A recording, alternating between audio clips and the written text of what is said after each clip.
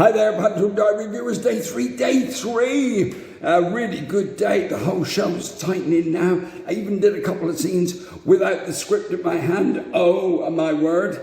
And because, we're getting slightly more used to it, the scenes are getting tighter and speeding up a bit, which has given us more time to carry on to the next scene, which is maybe a scene we wouldn't have seen yet because our scenes took so long in the first couple of days. So that's what's happening. It's a progression. You're seeing more of everything that's happening around you because you're getting slightly more proficient at the stuff that you're meant to do. Does that make sense? I know what I'm talking about. So yeah, we're seeing, it's more of a show. Put it that way, it's more of a show now. And you can start to enjoy everybody else's talents and abilities, and they're fantastic. And I've got a special guest for you to meet today, a gentleman who I watched quite a lot in rehearsal today, because as I say, we're getting a chance to do that now. And he's just brilliant. And he's our Prince Charming. How about that? And here he is live. Over to you, Andy. So on day 3, we've got a special treat for you. We have the one and only flipping Prince Charming, Mr. Oliver Savile. Here he is right now. Come in, lover. All right. Welcome, Panto Diary audience, seeing you for the first time. Hey, you're brilliant, and you've got a great voice, and you're fantastic on this show. Are you enjoying it so far? I'm loving it. It's day 3. It's a bit of a whirlwind, isn't it? But yeah, no, loving it. It's great. I can't wait to get to Bristol, isn't it? You're a great voice. Is this your first panto? No, it's not. How many have you done? This will be my 3rd panto. Always as the handsome prince.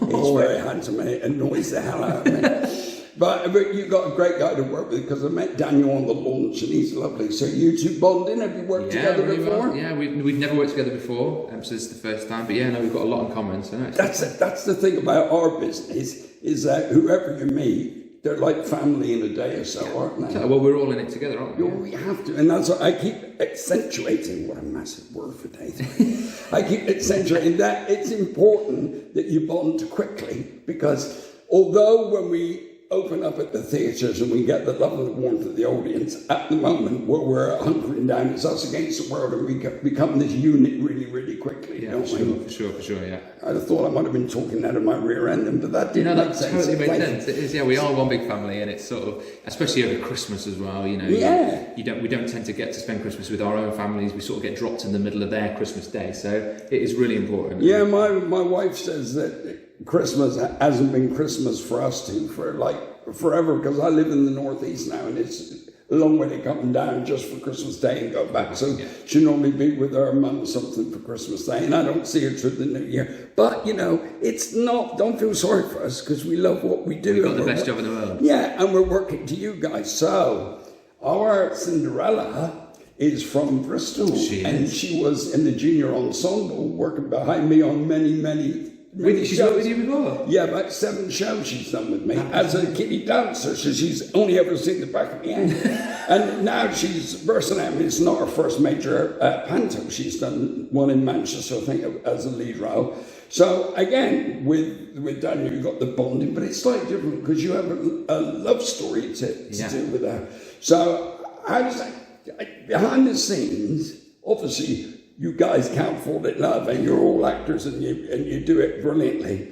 But the close-up stuff, is that weird for you? Or? It's always weird, but it becomes very mechanical. It becomes very like... Yeah, but it don't look it. When I'm watching you two, I'm thinking, they really love each other. Because it's called acting, isn't it? Yeah, but it's good. It's good. But even in rehearsals, I do a gag in rehearsals. It's not going to get much reaction, I know that. But you have to... But that relationship has to build between you and Cinderella. So it's all right. We'll do it. We'll fall in love on the night. It'll be great. You have to do it every time. You've got to do it every time. Because looks and inflections and everything's all so important. Well, I think it's important in panto, especially for those central characters to be truthful. Because we have everybody else and everything else being... It's panto. It's ridiculous. But if you have that storyline that is so truthful and so real, it's something... It gives us a through line. And let me throw something at you as well, because I agree 100% with that. But also, although we're doing comedy as well, that has to be real. Oh, yeah. It's jokes, but the jokes come out of the story. So that's why I try and make all my jokes led around the story. So in the end, we're all sticking to this thing we believe in, don't we? It has to be truth. Everything comes from truth. It has to. Yeah. Oh, we're getting deep. But I think it's important because years ago people used to say, "Oh, it's only Panto." No, it's so important, isn't it? It's a proper British tradition that we have, and it needs to.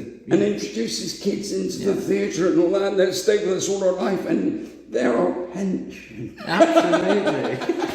You're fantastic. Thank you for giving time. When we get to Bristol and we're doing some tech runs and that, would you do me a little chat from the theatre and an update for everyone? No, I'd absolutely love that. That'd be amazing. Yeah. This guy's fantastic. Mr. Oliver Savile. Thank you, Oliver. Thank you very much. Oh, welcome. Thank you, Oliver. That was brilliant. What a lovely chap he is. Not only good looking and amazing voice, a great actor, but a lovely chap. And that's the important thing we're discovering, how lovely we all is in this show. It's a great camaraderie developing. Craig had to leave early today. I think he's doing It Takes Two on BBC Two tonight or something. So he had to go slightly earlier, which gave us a chance to do some other scenes as well. So, we literally use every second of the day. If someone's off doing choreography in the other room, then we can concentrate on the comedy scene in this room. So, and nothing goes to waste. We've got wonderful choreographer Paul, who I hope to introduce you to soon. And I've also spoken to our director Michael Gingell, and he's gonna have a little chat with you soon on the Panto Diary. Ooh. Tomorrow, hopefully, we'll be chatting to the Ugly Sisters. You meet them lovely ladies. They are fantastic. Well, that's it. Today it's been wonderful, positive, tightening up, getting more done. It's going to be ready for you. We go to Bristol to rehearse for a few days from the weekend. So a few more days in London and then, as I say, down to Bristol. And I think it's going to be in pretty good condition by the time you get to see it when we open on the 4th of December. That's it, Panto Diary, day 3. Wonderful day. I'm loving it. Really enjoying myself. See you tomorrow. Shall I? Yes.